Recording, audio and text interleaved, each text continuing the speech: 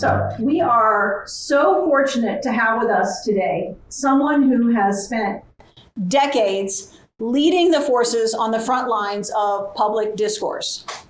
She and her team are combating misinformation, cutting through political spin, reaching underserved communities, and serving as the backbone of our emergency alert system. These are not tasks taken on by commercial radio or television. They are the work of local nonprofits across the country doing important work on behalf of citizens, not shareholders. After holding leadership roles at Colorado Public Radio, she launched a national consulting firm supporting over 30 public media organizations. Public media are among the most objective and available sources of information and news the public has, and they are being threatened by the very forces they seek to protect us from. Judith will do a much better job than I describing the current state of affairs, so I will leave that to her, but let me tell you briefly about her. Judith Smelser is the president and general manager of Central Florida Public Media, formerly WMFE, the only nonprofit news outlet serving Central Florida's 9-county region. Judith began her journalism career in Washington, D.C. and joined WMFE in 2004 as a reporter and later as a news director. She returned to WMFE in 2021 to lead it to a new era. Under her leadership, the station launched the podcast The Wrap, the talk show Engage, a housing and homelessness beat, and the Emerging Journalist Fellowship.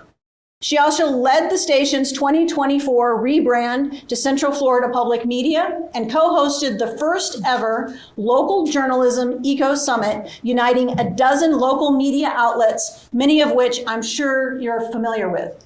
Judith serves on the executive committee of the Florida Public Media and was named one of Orlando Magazine's Women of the Year and the Orlando Business Journal's most influential leaders in 2024. Please join me in welcoming Judith to the CFFC. Thank you so much. Am I on? Okay, thank you so much. I couldn't hear myself back. What a lovely introduction. Goodness, I'm so pleased to be here. What a wonderful turnout. I'm here to first tell you a little bit about myself. That's not about myself, but that's the title slide. I'll tell you a little bit about myself, although you just heard a good bit of my bio.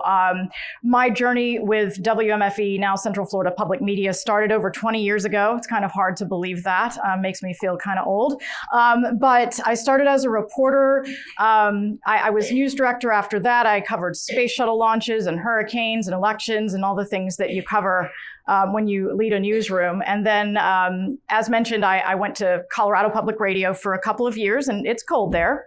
And my husband didn't like shoveling snow. So we did move back. The second time it snowed in May, we looked at each other and we said, you know, we still own a house in Florida. What are we doing here? So we moved back. We still love Colorado. It's beautiful in the summer. And so we moved back, and I started a consulting business working with public media organizations around the country. And WMFE was one of my clients on a number of occasions. And I found that every time I went there, it was a little harder to leave when I left. It's been home for me. I've seen it through a lot of ups and downs. And I truly never envisioned myself running a station. I'm a journalist in my soul, and journalists don't raise money. We don't get involved with the financial side of things, and that's a big part of my job now. And I knew that I was making a significant shift when I took on this role. But about 4 years ago, just under 4 years ago, when I took on this role, the organization was in the middle of a flux, leadership transition, some struggles, as many organizations were at that time, just towards the tail end of the pandemic. And I don't know any way to say it other than I felt called to step up and provide leadership for this organization that had meant so much to me and to so many over the years. And that's how I found myself back here in this role. And it has been the honor of my life and my career to lead this organization over the past 4 years and do the things that were just spoken. And when you hear them all like that, it's kind of overwhelming. So I will ask you all, I know a few of you are listeners or readers of our content. On a scale of 1 to 5, my hands are full, but you know how to do a scale of 1 to 5 on your hands, where 5 is you're a super fan and 1 is you just came here for the snacks. How familiar are you with Central Florida Public Media? Wow. Okay. I don't have to tell you all too much. So we are, as was stated, the only nonprofit news organization serving our region. We do offer news and information and discussion for free, without paywalls, without subscription fees, to everyone, regardless of ability to pay. And that's a big part of our mission, because we believe that access to reliable information is a fundamental right, and that's something that we are dedicated to continue providing. We really are here. Our mission is to empower and connect our region through trustworthy, independent journalism. And that journalism is available on multiple platforms. So how many of you listen to us on the FM radio? How many of you consume our content any other way? Okay, one person shout out what other way? Alexa. Alexa, excellent. Yep. Podcasts, yep. Website, yep. Okay. HD2 Classical, yep, yep. Okay, so we have our information available on our news website, cfpublic.org, on a free mobile app. So if you haven't downloaded the Central Florida Public Media app, you can read all of our stories, you can listen on demand, you can listen to our live stream. Local podcasts, we have 4 locally produced podcasts that we produce in-house. I'll talk a little bit more about those. We produce live events, not quite as many as you all do. That's impressive, I gotta say. But we do produce live events where we bring people together to have conversation around the issues that are important to this region and that our newsroom is reporting on. And then, of course, on 90.7 and 89.5, and you can see our coverage map there. Okay, so was mentioned about our rebrand. Who knows us as WMFE? Okay, good. Yeah, so because of those things that I just told you about all the different places that our content is available, we realized that going by a name that was our radio call letters of only one of our radio signals, in fact, was not enough to really encompass the totality of what we are and what we offer. And so we set out to adopt a new name that would reflect the totality of what we do, and more importantly, that would reflect our local commitment, our commitment to this community. We wanted Central Florida to be right front and center in our name, because that is why we exist. We are not part, and I'll talk about this a little bit more in a minute, but we are not part of any national organization. We are a standalone nonprofit, and we are here to serve this local community. And then one more thing that I'll point out, and you'll see it maybe bigger in another slide, but if you look at our new logo very carefully, if you look at what I learned during this process is called the negative space, the black space in between the C and the F, you'll see a megaphone. That's always the sound that I get when I show people that. Oh. It's great. I love that little Easter egg. It symbolizes the commitment that we have to amplifying the voices of our community. And so those were some of the things that went into our decision to adopt that new identity. So this really gets at our history. We just last weekend actually had an event, an open house celebrating our 45th anniversary. We signed on the air July 14th, 1980. You can see our opening team right there. And that's how long we've been serving this community. We first signed on, we were called FM 90 Plus. That was how they referred to FM radio back then. And we've been serving this community ever since. And so there's a lot of great history and great continuity around this organization. But before I go any further, I want to address the elephant in the room, which some of you have already spoken to me about. About just after midnight, Thursday into Friday, I watched the Congress vote to take our federal funding away. This is funding that Congress has invested in the public media system for over 50 years. This is devastating beyond just the direct funding that we receive from the Corporation for Public Broadcasting. And I'll talk about that on the next slide. But it also comes a couple of weeks after Governor DeSantis abruptly line item vetoed our state funding. And I will say we got a fairly small amount of state funding, but we were not expecting that to be cut as well. So we're in some challenging times. I will say here, I've got a breakdown to show you our federal support. And that slide, I had to change the tense on it when I was preparing for this, because it used to say how federal funding supports Central Florida Public Media. But that's in the past now, and we're moving forward. But here's what this means. We received about a $300,000 a year grant from the Corporation for Public Broadcasting. That is the equivalent of the cost of 3 to 4 local journalists. That is the equivalent of the total cost of producing our local talk show, Engage, that was mentioned. And that is about 40% of our national programming. And these are costs that we cannot simply absorb. So you will see some changes. It also supports this. Federal funding also supports supported infrastructure that was shared amongst the entire public media system. So emergency alerting, satellite distribution, music rights, our digital website infrastructure, all of those things received funding from the Corporation for Public Broadcasting. And we're going to have to, as a system now, figure out how to move forward without that infrastructure. That could mean that we are not only having to endure cuts, but are having to endure increased costs. So this is very new, but what I can tell you is, and we're going to talk a little bit at the end about what the future looks like, but what I can tell you is we are not closing down.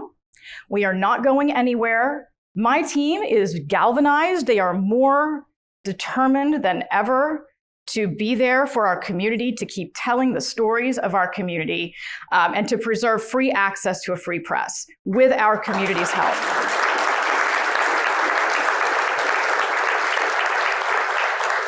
And by that, I assume that this community is going to be part of that new future that we build together. So thank you so much for that.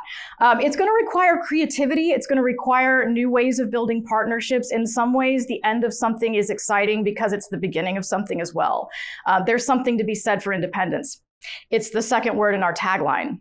And I think that, moving forward together, it will be, we could be stronger on the other side. We've seen an outpouring of support the past just few days. We had a summer sustainer challenge going on, encouraging and trying to get 100 new monthly sustaining members or rejoining sustaining members. We topped that on Friday morning. So people, and maybe some of you were among those, and I appreciate that. So I have another Q&A for you. What's the first thing that comes to your mind when you think of Central Florida Public Media? You're all familiar with us, so what's the first thing that comes to your mind? Truth. Fair. NPR. News and education. Okay. Sorry? Especially for children. Especially for children. Now, you may be thinking about PBS. Yes. So that's part of what you buy, right? Well, so that I'm glad that you mentioned that. Thank you, because it allows me to sort of deconflate a commonly held misperception. So until about a dozen years ago, we did hold both the non-commercial radio and television licenses for our community. In 2012, we sold the non-commercial TV license to University of Central Florida. So they then created WUCF TV, which is our local PBS affiliate. And so we no longer have the PBS affiliation, they do, and they are also very much impacted by these cuts. But I did thank you for giving me that opportunity to explain that, because this money is just for FM 90, right? That's right. For Central Florida Public Media. That's right. They're losing their own pot of federal funding. That's correct. And we are two separate organizations. We work together when it makes sense to work together. We've co-hosted events and things like that, but we are separate organizations with separate membership structures, separate revenues, separate expenses, all of that, separate business units altogether. And then the other thing that we're independent from is NPR. So, somebody said NPR, and actually I was speaking in a different room recently where when I asked that question, everyone said NPR. And it gave me the opportunity then to explain something that is another common misperception, which is that we are owned by NPR, that we are governed by NPR. None of that is the case. Some people even think that we're subsidized by NPR. That is also not the case. We pay NPR about $600,000 a year for the privilege of sharing their programming with you all. That is one of our budget lines that we will have to cut back on. But that is the relationship between us and NPR. We do work with them, we collaborate with them, we coordinate with them when it makes sense, but they do not make our editorial decisions, they do not make our business decisions. Every local public media organization makes those decisions on behalf of their own community because every community is different. And that's one of the things that makes our public media system here in this country different than any other public media system in the world, in that there's no top down. We are our own independent nonprofits, each of us, and we each have to stand on our own 2 feet. We're each governed by, well, I will say Central Florida Public Media is governed by a board of trustees, just like probably this organization is and every other 501c3 nonprofit organization. So Orlando Shakes or OMA or the Coalition for the Homeless, they all have governing boards of trustees, so do we. And they are your neighbors. They are local boards of trustees making decisions on behalf of you all. So our mission is to empower the community to understand and participate in our diverse and complex world. Our vision is to lead the community conversation based on substantiated facts, someone said facts and truth, and respect for diverse perspectives. And that's very important, and that's part of what we're going to be talking about more today. We aim to be the essential source for distinctive journalism that's grounded in listening, and that has nothing to do with you listening to the radio. That has to do with us listening to our community, and we'll talk a little bit more about that. And creating a safe but challenging space to broaden our understanding of each other and the world. That is a big part of what we do. We are here to help everyone understand each other's shared human experience, despite perhaps differences of opinion, differences of perspective, differences of life experience. We're all human beings and we all share a certain commonality, and we aim to bring that to the fore as well. We also talk about the 4 problems that we address. So, as was already mentioned, misinformation and disinformation, that becomes more and more important in our mission every day as sources of things masquerading as information become more and more plentiful, but facts perhaps become more and more scarce. We are committed to accuracy and context. Everything that we do is fact-checked. Everything that we do is vetted for accuracy, goes through a rigorous editorial process to make sure that what you hear and what you read is accurate. And because we're human beings, and by the way, all of our content, I now must say, is written and produced by human beings, not AI. Because we're human beings, though, we do sometimes make mistakes. AI does too. But we do sometimes make mistakes, but our editorial integrity policy requires us to make it clear when we do make a mistake. And when we make a mistake, we make a correction, and we make that very transparently. The shrinking journalism ecosystem. It was mentioned about the Ecosystem Summit, and I'll talk about that a little bit more in a minute. But the journalism ecosystem is shrinking in our country, and we feel a responsibility to be there and step up and bolster the critical role of a free press in a democratic society, because the Fourth Estate is the Fourth Estate for a reason. It is critical to our democracy. Division is a lot of what we're going to be talking about today, because I know that you all are interested in hearing about how we build bridges through what we do.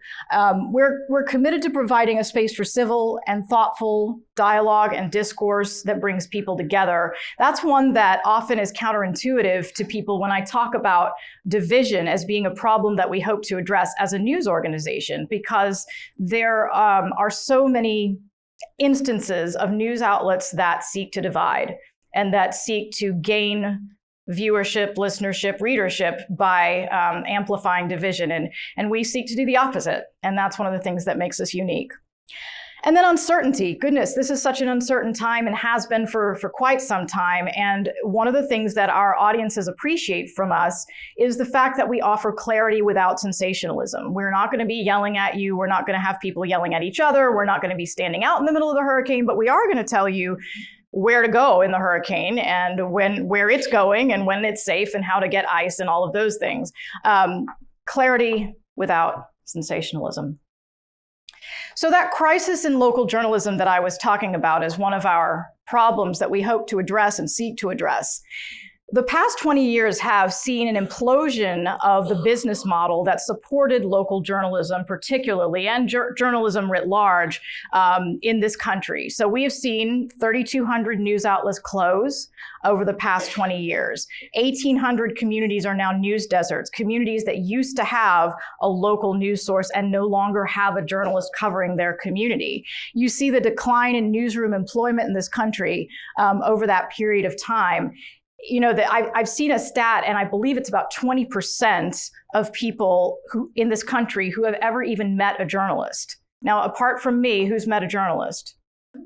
Oh my goodness. Well, you all are the 20%. You're a civically active group. But it's interesting how many people I run into who say, yeah, I've never met a journalist. And they think that journalists are some sort of far away concept and somehow out to get them. We are people. We are people who are public servants. We're here to tell your stories, but a lot of people don't know that because they live in communities where there are no local journalists and there are no people covering their communities. And so as a news outlet that's community supported, we felt a responsibility to invest in beefing up our local presence. Another factor and dynamic that we're seeing is a crisis of trust. So Gallup has been taking this poll since the 70s, trust in mass media.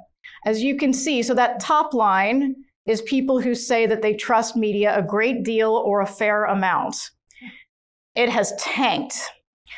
The bottom line in 1973 is not very much, or it's none at all. People who trust the media, none at all. As you see, those two lines crossed right around 2022-21.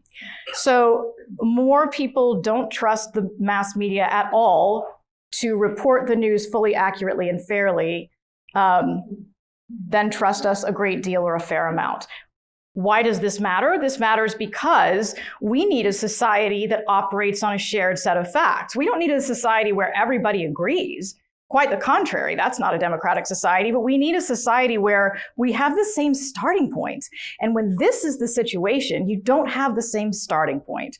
I don't have to tell you all this, but this shows it in black and white and green and blue. The other dynamic here is the partisanship and trust in media. This is particularly disturbing to me because we are a news organization that serves all people, no matter their political persuasion, no matter their religious beliefs, no matter where they came from. We aim to give the same set of facts to everyone. However, if this is the case, where that top line is Democrats, the bottom line is Republicans, who only trust the media 11%, we have a real problem in this country. And a lot of the work that we've been doing over the past few years has been trust building work, has been trying to pull back the curtain on how we do what we do, be transparent about the decisions that we make, and not just expect people to trust us because we're there. You know, back in the earlier days of journalism, when there were fewer sources of journalism and fewer things in the palm of your hand giving you information or things that look like information, there was a built-in trust that went with getting on the radio or that went with getting on the television or being in the newspaper. That no longer exists. And we can't take that for granted anymore. And we have to tell people why they should trust us. That's an additional burden that we bear, and we bear it gladly because that is part of our mission, is to build trust and make sure that folks trust the facts that we're giving them. Because if they don't, then why does it matter that we're giving them those facts? Now, here's the why it matters. We're investing in local journalism not just because we like to do it, we do, but because we believe and we know that it is a public good. It is an indispensable public good. Access to local journalism, this is research-based, and I can give you all the citations if you'd like, but when local journalism is strong, there is more civic participation. That means more people join groups like this, like the Rotary, like the PTA, like the Lions Club. More political participation, and that means voter turnout, more people vote, but it also means when local news is strong particularly, there's more down ballot voting, there's more split ticket voting. So more people vote for a Democrat in one office and a Republican in another office because they understand that many local issues aren't partisan, they're local. And so you vote for what's best for your community when you understand what's going on in your community. And that's the rub. Less government and corporate corruption, because our job is to hold the powerful to account, and that leads to less corruption. And that leads to lower municipal borrowing costs. And there have been some studies on this too, which I find really interesting. Because of the lower corruption, there's lower municipal borrowing. Less reliance on misinformation, obviously, because when local news is not strong, misinformation fills the void. There's plenty of it out there right here. And less partisan division. When local news is strong, like I said, those local issues tend to be less partisan. There was a really interesting experiment that a local news paper in California did a few years ago, where for 1 month, they decided they were going to stop running any national editorials. They were only going to run local editorials and see what happened. And what happened was the community still debated with each other and they still had hard-fought conversations, but they weren't partisan. They weren't about, I'm a Democrat and you're a Republican or vice versa. They were about, where should we build a stadium? How much should we fund the local schools? Those are the types of discourse, that's the type of discourse that we need to be having. But in order to have that, we need strong local news. The other thing that happens when local news is strong is that people know how to make a difference. So there was a Pew study, and that's where this statistic came from, where they asked people how closely they follow local news, and then they asked them a series of questions after that. And 65% of people who said they closely follow local news said they feel like they know how to make a difference. These are people who feel empowered to have agency over their own lives and the lives and the direction of their communities. And that's compared to 31% of people who don't follow local news. That's impact. That's a big delta right there. So because of all of these things and the need that we're seeing, as you heard earlier, we've made a significant number of investments in our local journalism service over the past 3 years. You heard about our 2 new shows, our new housing beat that we've added, our journalism ecosystem support, including our Emerging Journalist Fellowship, which is a 1-year paid position for new journalists, people graduating or switching careers, to launch their careers in journalism. We realize that if we're serious about supporting the local news ecosystem, we have to be playing a part in building a strong pipeline for that. And that's what that does. We've had various other next generation initiatives that we've invested in. We work closely with UCF Nicholson School of Communications. We bring their students into our newsrooms when that makes sense to do that. And we also launched the News Collaborative, which I'll talk about a little bit later. And then we've also invested in community listening and engagement. Again, being grounded in listening to what our community needs from us. And we'll talk more about that too. But part of that is One Small Step that we'll get into, our listening session series, outreach to youth, and then also, of course, our Tiny Desk showcase, which who knows about Tiny Desk?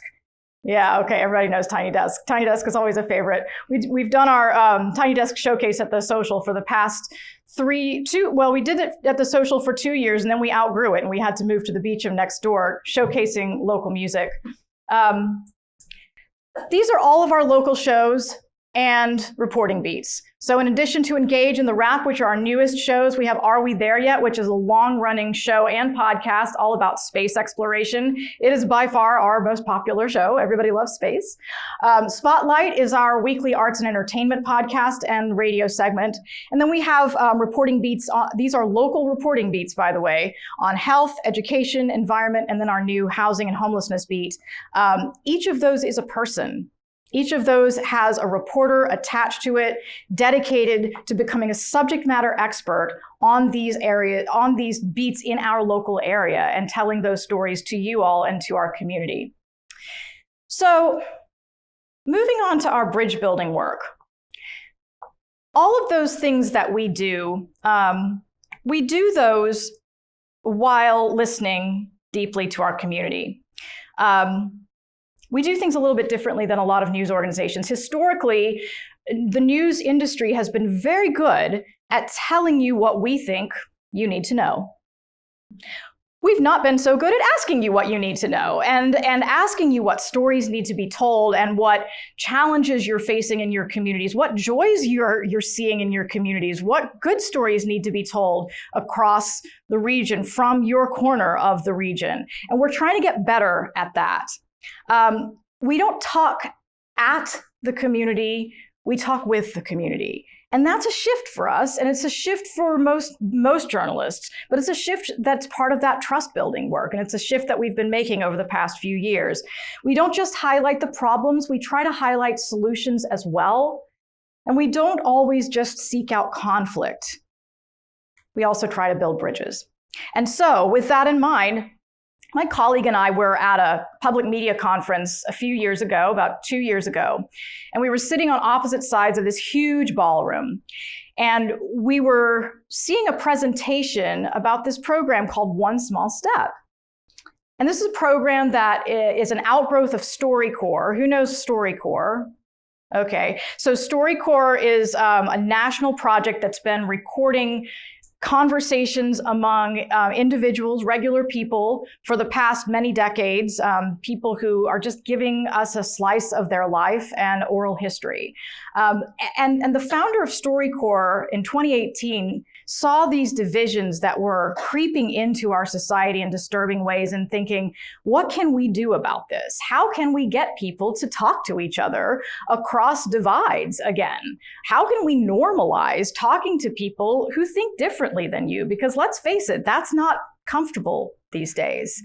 And so they created One Small Step, and it's based on something called contact theory. And you can see the summary there from a Yale psychologist. But it basically is the idea that if enough people sit down together with somebody who disagrees with them, whether politically or religiously or in any other way, has a different worldview. If enough pairs of people sit down and do that, we could start to heal our divided society through the ripple effects.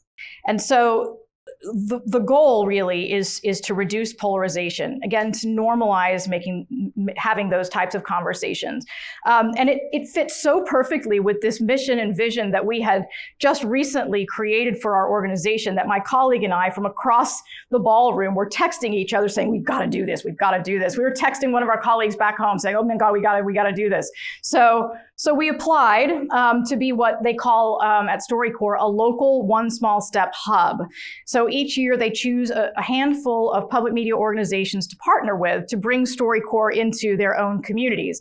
And last year they chose 7 communities to do this, and Central Florida Public Media was one. And so that was really exciting. It did come with a little grant money that allowed us to hire a part-time producer for this One Small Step project. And by the way, that money did come from the Corporation for Public Broadcasting, just saying. The way this works is individual people, regular people just like you, sign up for a One Small Step conversation on our website. And you can still do this, and there's some cards in the back that you can pick up on your way out. But you sign up to participate, and then our staff, our producer and some of our other staff, look at the folks who have signed up to participate and match them, and match pairs of people who think differently about some big things, but have some small things in common. So we try to really be painstaking about finding folks who are going to have a way in to that conversation. The idea is that these folks are going to sit down and not debate politics or not debate religion, but talk about their influences, their values, the things that have led them to perhaps hold the beliefs that they hold. And they record a 50-minute conversation. Not all of those end up on our air. They don't have to agree for them to end up on our air. The idea is is not so much to broadcast, but to have these conversations. Because again, the idea of contact theory is if enough of these conversations happen, then the ripple effect will change society. But a lot of them have ended up on our air, and I hope that some of you have heard some of them. Have any of you heard One Small Step conversations? Not yet? Few of you. Okay, so you should, I encourage you to go to cfpublic.org/onesmallstep, pretty easy, and listen to some of these conversations. They're pretty compelling. We've had about 60 people across the region participate in these conversations. We've gone out to different parts of the region. We've had these conversations in Orange County, Brevard, Volusia, Lake, Seminole, and Marion counties, so all over the region. A few of them I'll just share that were really powerful to me. An evangelical pastor and the leader of a Muslim women's organization sat down together and had a conversation. And she said, I have never had an hour-long conversation with an evangelical, and I never thought I would. But they found things to talk about, so many things to talk about. It was fascinating. And then I think my favorite one, so the guy in the hat there with the guy with the beard, so that's Dave Bennett and Sean Roberts. They came in the day after the election. So the day after the election, I came in and was feeling very heavy about the divisions that were staring us in the face. And I came in to find these two guys in the lobby. And one of them was a dyed-in-the-wool Trump supporter. And one of them was a big-time Democrat, voted for Harris. And what struck me was that they had signed up to have this One Small Step conversation before they knew what the outcome was going to be.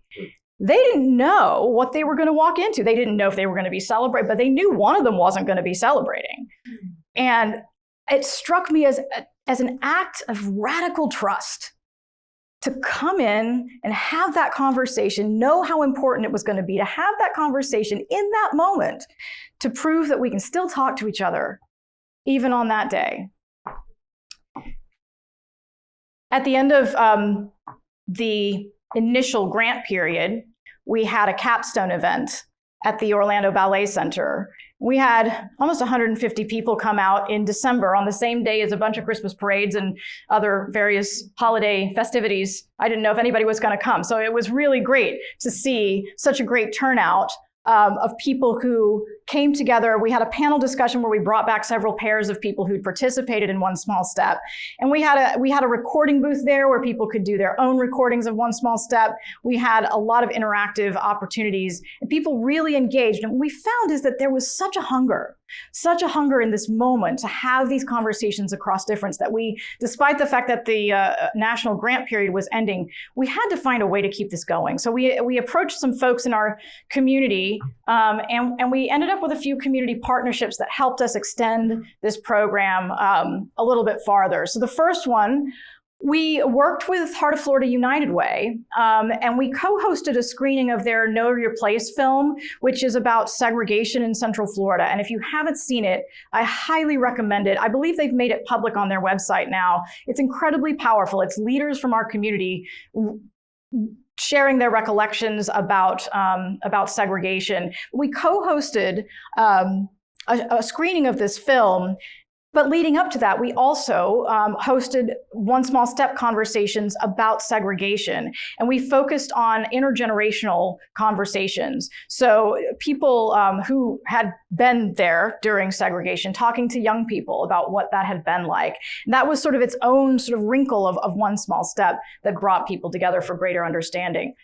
That took us through April, but we still wanted to keep it going. And we still needed funding to keep it going. And so our friends at Massey Services have now invested in a second extension of One Small Step that we're in right now.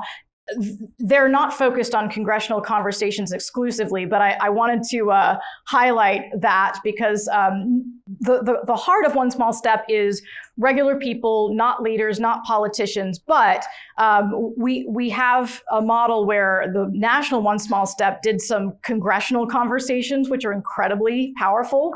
So we thought we might try to do some too. So we brought Val Demings and Ted Yoho together, and they had a really interesting conversation. Turns out they're very good friends. They have worked together through an organization that that works with former members of Congress to do bridge building work. And they speak together quite a lot, as it turns out. I think at some point they asked each other if they were going to run for president, and they didn't break any news. So we'll see. But we do have another one waiting in the wings, but I can't tell you about that one yet, but stay tuned. But the main conversations with One Small Step through this extension are going to continue to be regular people, folks like you. So I will challenge you to take one small step. Get one of those cards, sign up for a conversation. It might take a while to get you matched, but I would encourage you to do this. You know, the thing is, it is easy to feel powerless in the face of such division that is facing us right now in our country. But each of these people who participated, oh, yep, David's handing out cards. Yeah, there you go. Thank you. Each of these people who has done one of these conversations has taken some of that power back. I feel like they've taken some of their power back, and they've refused to give in to the narrative of division. And I think that's what this program really is all about. They've learned that people from opposing sides invariably find more things in common than they find dividing them. And that's where we have to get back to. And you can take some of that power back too. So I hope that you'll consider signing up. Before I wrap here, I've got a few more things to share with you about our community listening initiatives. So I talked about listening to the community. In the lead up to the election last year, we gathered several groups of people together to hear what was on their minds. We went to neighborhood associations, we went to restaurants, gathered people in various places across the region to just tell us what's on your mind as you're thinking about going to the polls this year. And it was interesting because what we got, I was only able to attend one of them, the one at Malibu Groves in West Orlando, but we didn't really hear a whole lot about what's driving me to the polls or what big national issues I care about. In that listening session, at least, what we heard about was, I can't get my local commissioner to respond to my phone call. You know, it was really local stuff. It was, well, they used to have a service center in my neighborhood, and they took that away. You know, people care about their neighborhoods and their grassroots issues. And what these listening sessions do is give our journalists an opportunity, because these are not recorded, these are off the record, but these give our journalists an opportunity to hear from people when they're not feeling pressured to say something on the record, you know, when they feel that they can speak their minds. So this is the kind of thing, when I talk about listening to the community, that I think will be transformational as we do more of these across the region for our journalism. So right now, our listening work is focused on caregiving. And we were invited to participate in some engagement work around a PBS documentary, which, yes, further conflates the confusion with PBS. I realize this, we are not PBS, but we were invited to participate, and we couldn't say no because we have a reporter. Our reporter, Joe Burns, has a sort of mini focus on issues around aging. And he's done a lot of work on caregiving and Alzheimer's and things like this. And it was just such a natural fit. And so we're doing 3 listening sessions, community conversations around caregiving this summer. The first one was in collaboration with the Alzheimer's Association, and it was in Altamont, and we had 20 or so people who attended. And again, this was an off-the-record conversation where people shared incredibly heartfelt, difficult stories about caring for people with Alzheimer's. I unfortunately was double booked that day and couldn't be there, which kind of broke my heart because my mom passed of Alzheimer's last year. And I know what an incredible journey these folks are on. And I know all the problems that exist in the system of care. And I hope that our journalists who were in that listening session heard that too, and will take that and tell those stories and investigate those issues on behalf of our communities. Now, I will tell you that one of these sessions is going to be public, and it's going to be next month. So please sign up for our mailing list, which I don't have a way for you to do that right here, I'm now realizing, but come and talk to me and I'll get you signed up. And we will let you know, follow us on socials and all of that. We'll let you know when that is, because that I think will be a very powerful public event. We'll have a live taping of our show Engage that will be around caregiving and an opportunity for public participation as well. So that one will be on the record. And then I did just want to show how this listening work shows up in our journalism, because of course that's closing the loop. And one concrete example of that was we last year, again before the election, we convened a few people who had participated in One Small Step, a few people who had participated in the listening sessions before the election, and brought them together for a recorded voter insight panel. And we asked them then about some issues that were active election issues, and we shared those conversations with our audience, and to give a sense of what people are actually thinking about. And so that's where we close the loop from community listening to what you can listen to. Finally, some bridge building work in our own industry. So, as I mentioned before, the whole business model for journalism has changed, has imploded. It is a competitive business, journalism. We all want to get there first. However, the dynamic is changing, and we're all realizing that the competition really is no longer with the news outlet down the street. It's with Meta and Facebook and the digital giants for the eyes and ears and attention of the public. And we've also realized, many of us, not all of us, but many of us have realized that we are never going back to a time when there is one primary news outlet that's going to give you everything you need to know. It is going to be an ecosystem, a tapestry of robust, smaller news organizations that together will give you what you need to know. And it makes sense in some cases for us to work together. I wondered what would happen if we got folks in a room from different news organizations to talk about collaboration. I didn't know if anybody was going to show up, but they did. And we worked with the Central Florida Foundation to host a series of 3 summits at our building, where we brought together about a dozen local news organizations. And we had 3 meetings that Mark Brewer from the Central Florida Foundation facilitated, and talked about all the different things that we could do to strengthen our news ecosystem in the interest of a more informed and more engaged region. Because again, almost every journalist I've ever met is in it for public service. Whether their organization is or not, they're in it for public service. No one is in it to get rich, by the way, no matter what kind of news organization you work for. So the pilot project that this group decided to embark on together was an examination of the local impacts of the unauthorized camping law, the state law that was passed and went into effect in a real way in January.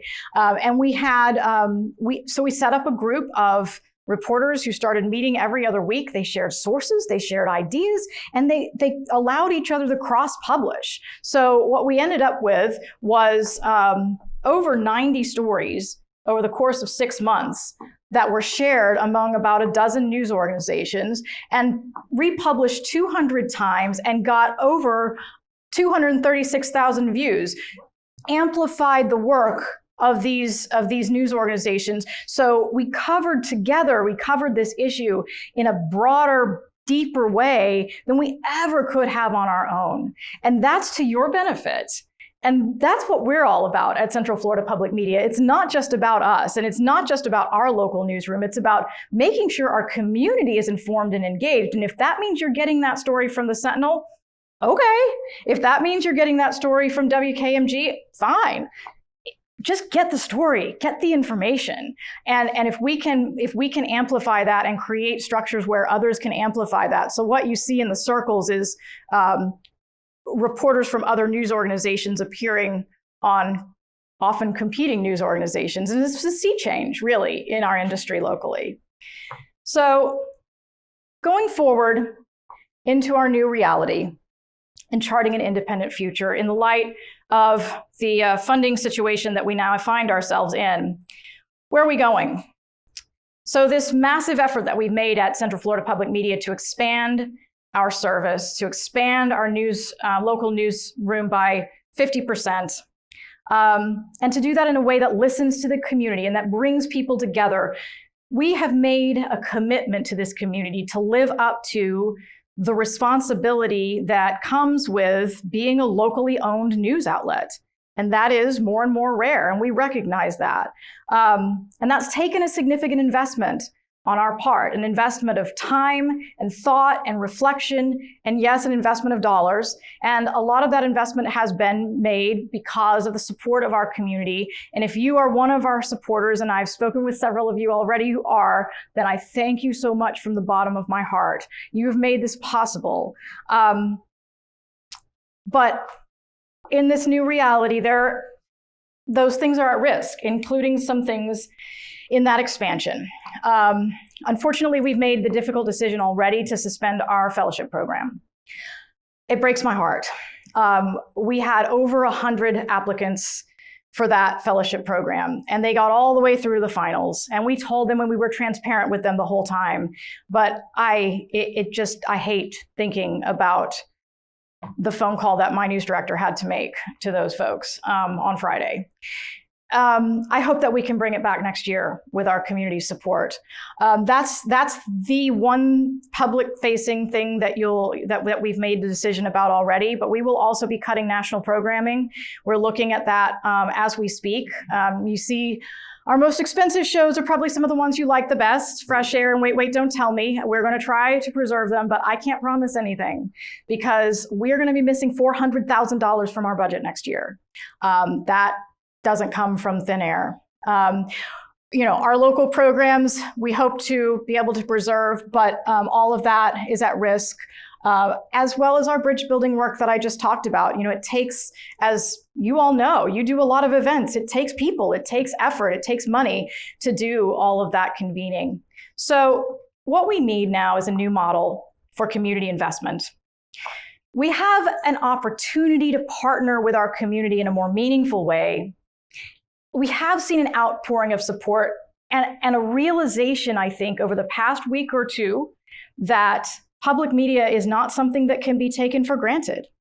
I think that, over the years, we have asked our audiences to imagine what it might be like if we weren't here anymore.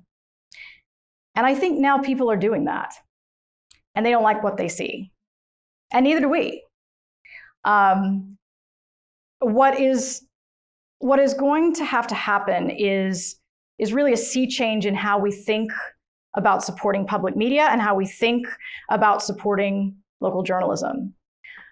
We have estimated that in order to sustain the expansion that we have made over the past 3 years, in light of our new funding reality, community support is going to need to increase by about a third. I believe it's possible. There are people in this community with capacity to support. There are organizations, there are corporations, there are foundations with the capacity to support, should they care to make that investment. If you want to take action here today, there are many ways that you can give. You can explore those ways on our website. At the end of the day, we at Central Florida Public Media believe that what we do is an indispensable public good. And we believe that not just because we love what we do. We believe that because we know the facts. We know the research that I outlined earlier. We know the need that I showed in those graphs earlier. We know that what we do is critical to a functioning democracy that governs itself effectively. But it really doesn't matter what we think. It matters what you think. It matters what the community thinks. And I think that we have the opportunity to build something strong and exciting together, something independent, something powerful. And I look forward to doing that with all of you.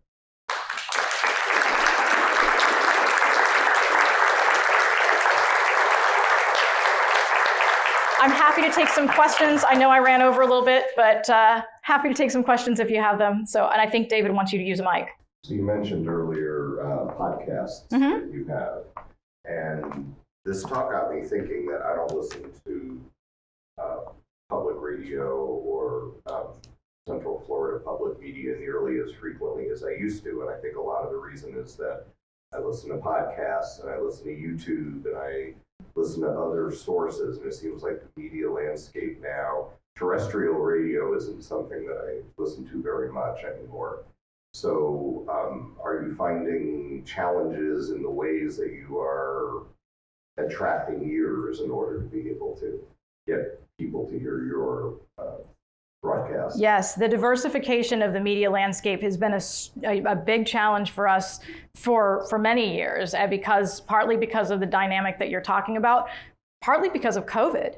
Because during COVID, people weren't in their cars and they got out of the habit of listening in their cars. Many of them didn't get back in their cars because many of you may be still working at home, And so we have had that challenge, and that's a big part of why we're putting a lot more investment in our digital work. So that's podcasts, but that's also newsletters. So we've got a bi-weekly newsletter that we're going to be moving up to weekly that you can sign up for. And it's really going to be focused, and it's going to be kind of a companion to the Wrap podcast. The Wrap podcast, by the way, is a weekly roundup of local news from our newsroom. So if you want to get all of the week's news, local news from Central Florida Public Media in 12 minutes, go download the Wrap. That's a really good way for you to do that. And then we'll have a newsletter companion that the Wrap drops on Friday, and we'll have a newsletter companion that drops on Wednesdays.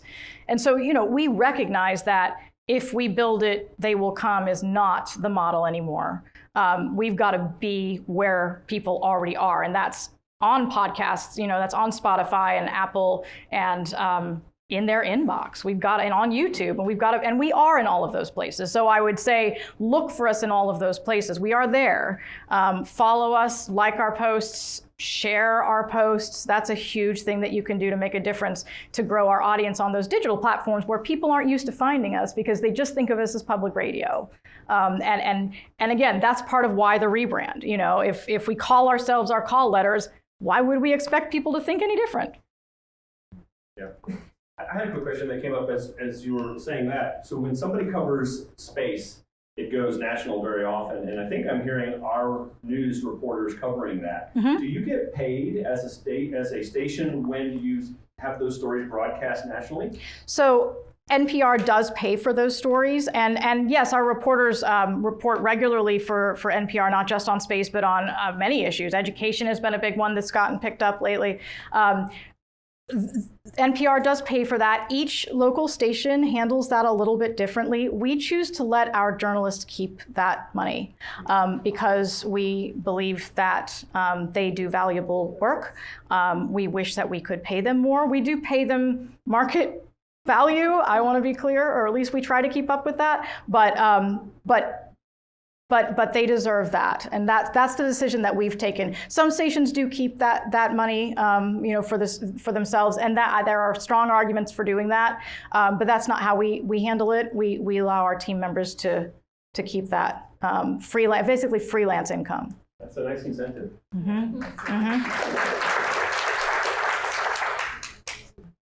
Yeah, so regarding the one small step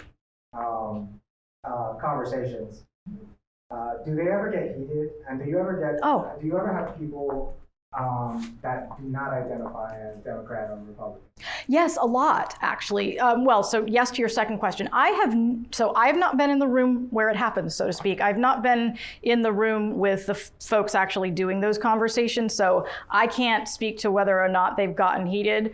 I know that part doesn't end up on the air, but the idea, I will say with the one small step, part of what came with being a hub for that was a lot of training on facilitation and also a set of suggested questions, guiding questions that we ask our participants to ask each other that tend to get people out of the, I want to debate this issue or that issue or this side or that side. So instead of asking, how do you identify politically? The question would be something along the lines of, how would you describe your political values? And that gets people kind of to go deeper than, well, I think this about this issue. It's, well, and then you get a lot of history. When I was growing up, my dad was a strong Republican and he believed this and that and the other. And when I left home, I started thinking about, so we start to hear life stories coming out. So it really ends up being more oral history and more values based than it does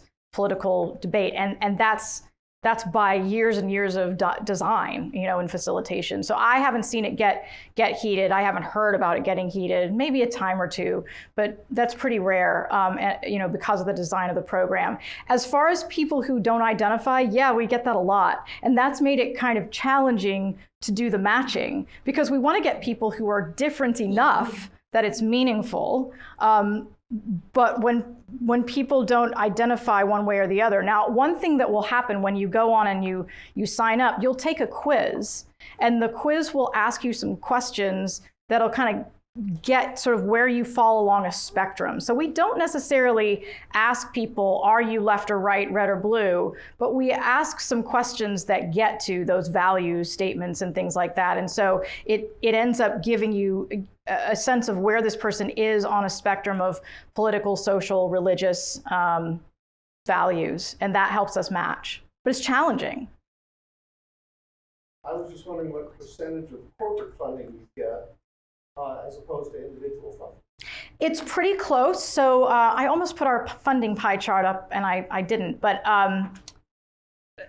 corporate meaning sponsorships. Well, like you have massive services up there. Yep. Yep. So that and also the sponsorship messages that you hear when you listen, it's about 42%, if I'm remembering correctly, and individual donations is around 45%. So they're pretty close. Out of the total pie. How much is the total pie? 100%. Because we know that the federal is 400. So are you saying you operate for $1 million a year? What? Are you asking what our budget is? Yes. It's just under $6 million. Okay. And now you're thinking, well, $400,000 isn't very much, aren't you? Right. Right. We use every percent. We use every cent. I mean, there is no fat in our organization. So I do think it's important to make that point.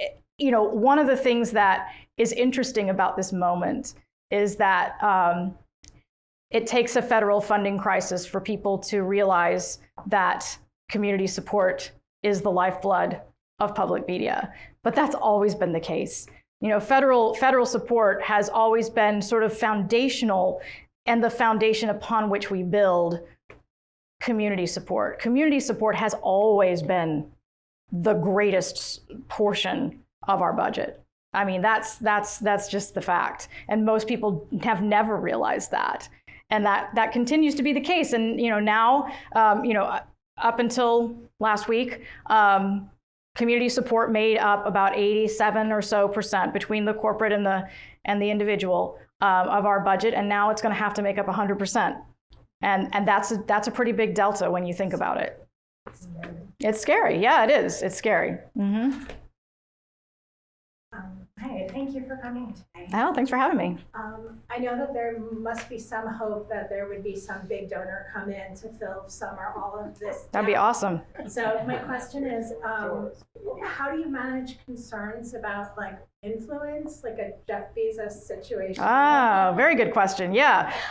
So we have such a strong firewall between editorial and anything financial funding related. And I will fight to preserve that firewall to my dying day. That is a fundamental principle of how we operate. It's a fundamental principle of good journalism. So what does that mean? That means that no one who is involved in getting the money, myself included, has anything to do with editorial news decision making. So you can tell me right now, I want your newsroom to cover this issue that's important to me. And I'm going to say, email my newsroom. Because I have no influence over those decisions, because I'm fundraising now. I sit on the other side of the firewall. So if Jeff Bezos comes and offers us $1 million, we will have a conversation with Jeff and we will say, thank you so much. We would love to partner with you and investing in an engaged, informed Central Florida. You will have no influence over our editorial programming, content decisions, anything of that. Would you still like to give us $1 million? And I hope he says yes. But if he says no, we're not taking it. And that is a bright line for me.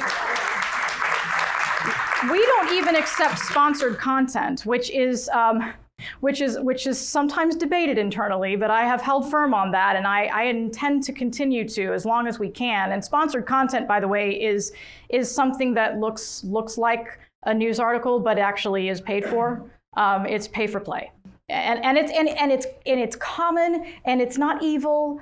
But it's just not something that we do. I want you to be able to go to our website and know that what you're reading is news. With the exception of when I post something on our announcements page about, we just lost our federal funding, please give us money. That's not journalism. It's not. That's advocacy. It is news, but it's not journalism. But yeah, it's very important to me that you don't have to go there and wonder, did this story about fill in the blank, was that funded by the fill in the blank company? Did they write that story? Did they dictate anything about that story? The answer's always got to be no. It's got to be no. Okay, last question right here. Hi, thank you for coming. Thanks. I've actually been in local news for 30 years. Oh, wonderful. So behind the scenes, I'm not there, but I've been an editor, so I kind of know the challenges that you're facing to bring out the truth and to make sure that both sides are covered, that you walk a straight line. My question is, I had heard, I don't know if you heard this, that because there is public radio in Alaska, they were informed of the tsunami and the earthquake. So is there any expectation that, since this is all so fresh and new, this slicing off, that people will say, hey, I don't have that anymore, and I need to get it back. So is there going to be any approach down the line? So you've identified a really critical function that public media plays that we probably don't talk enough about, and that's the public safety role, the emergency service role. What you're talking about is, I believe it was actually the day before Congress took the final vote on rescission. There was a tsunami warning in Alaska, and the stations there, many of the stations there are the only local news source in their communities. And their stations and their reporters stayed behind at sea level when everybody else was told to evacuate, to keep broadcasting and keep putting out these alerts for people. When a hurricane comes, my team comes and camps out at the station overnight as long as we need to, so that we can keep on the air 24 hours a day, and let you know what's going on with the storm, what you need to do, how to evacuate, all those public safety things. We're also part of a statewide Florida public radio emergency network that helps us do this. To your question about what's going to happen now, for those stations, those small stations in Alaska, we get about 9% or so of our revenue, just like we were just talking about, from the federal government. They, in some cases, get 30 to 50%. And so, I mean, let's think bigger than ourselves for a moment, and thank you for helping us do that. There are stations that will go dark because of this, and probably pretty quickly if something doesn't happen. What might swoop in to save the day is pure speculation at this point. I could speculate, but that would be irresponsible. I do think that we will start to see the impacts of this pretty soon, and the ramifications, and we'll see. I mean, I couldn't possibly speculate about what might swoop in to save the day there or keep those stations broadcasting. I hope something does, because really what we're losing here, especially with some of that infrastructure that the CPB funds that I mentioned earlier, part of that is emergency alerting. Part of what the Corporation for Public Broadcasting funded was the network by which we all get emergency alerts. So we could all see some impact from this. I think what you're asking is what comes next. We don't know. We really don't know. But especially for those smaller stations in really rural areas, they're lifelines. And really, we're lifeline too, because even though there are, and we're very blessed here to have, fortunate to have. I use that in the sort of vernacular, but to have a plethora of local news outlets here. But the fact of the matter is, when the TV goes off, when the cable goes out, when the cell phone towers go down, you may not listen a lot on FM right now, but you'll be turning on your FM radio when all of that stuff goes away. Get your shortwave if you want. Do your crank radio. Maybe we should start giving away emergency radios again. But yeah, you make a great point. The emergency public safety infrastructure of this country is going to be impacted by this change, perhaps even more than anything else in the immediate term.